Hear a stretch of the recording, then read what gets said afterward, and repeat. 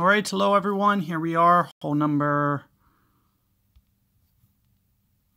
5 here that we're setting up for. Trying to make a decision here. Probably just going to stick with the Kingmaker here.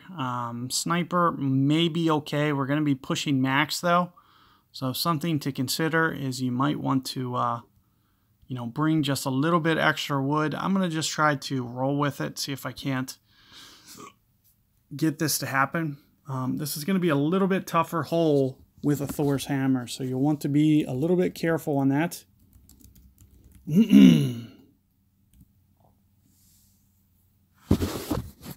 But let's take a look here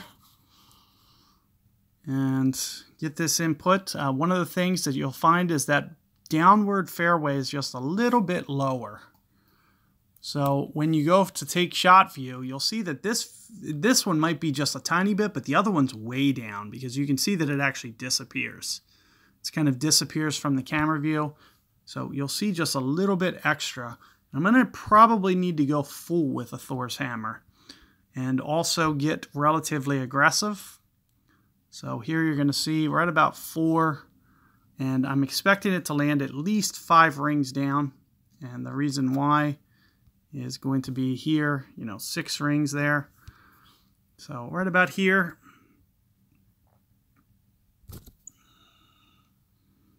And of course, we're going to have to give it every little bit of curl that we can. And you can see that I just landed on that edge. But you can see that it shoots down here. The farther you get it, the better. So you can see even with max, I barely crept onto that first bounce. Like it was very, very close. 5, 6 rings is cutting it very, very close. So might, have just a little bit, especially if you have an extra mile 7, which has really good curl. Would be beneficial to maybe go with an extra mile so I could kind of back off the distance, focus on precision. However, you'll want to use more curl and everything that my opponent did. He might get lucky and get it to work out. Not quite. But there you have it.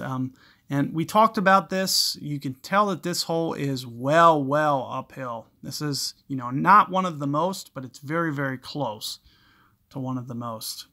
So you can see, and one of the things that we're going to do is we're just going to kind of play this one over here and just try to guess this slope a little bit. Here you can see I'm at max. However, when I actually pull, I'm no longer going to be at max. So when I do this and get this wind input, I'm going to need to pull back from the slider. So I'm only going to go 8 rings here because I'm pulling away from max. So you'll need to make sure, and the reason you know that is because I started at plus 11, I ended at plus 8 or plus 5. So 8 yards, I pulled 8 yards away from max. So I need to make sure that I'm using that shot arc.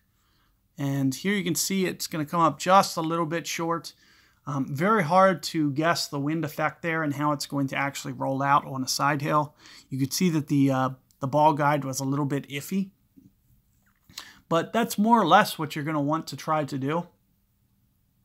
Also keep in mind up a hill, another thing that I didn't, it's the second time I think I've done it. When you hit up a hill like that and move the target down, it lands a yard or 2 short. So you need to factor that in. So I either needed to pull up a yard or 2, or I needed to do that angle thing again, which you saw me do on the last hole, if I wanted to get this to the hole. It's kind of hard to talk and play. So, oftentimes, I might forget something. But, that's more or less what you guys will want to do for yourselves. So here you're going to see there's going to be very little wind effect. I'm just going to kind of point this at the hole. Just run it into the pin. But you get the overall gist of what you need to do here. And you can see with length being an issue, you'll just want to make sure that you can get yourself to that to the pitch distance where you can easily get the eagle and avoid the rough. So you'll just want to make sure that you're executing very well. And if you have those power 4 balls, highly going to recommend being able to do that with a little bit shorter club. You can see my Thor's 4 is like 229 or something. It makes it just a little bit longer of a hole. It means I have to go max power off the tee. So do watch that. Be very careful with this hole and can keep that in mind on your second shot. I forgot both times, but you need to make sure that you move it to higher ground. When you pull down to lower ground, it's going to land short, no matter what. So you need to push it up an extra 2-3 yards in front of wherever you just adjusted the ring to.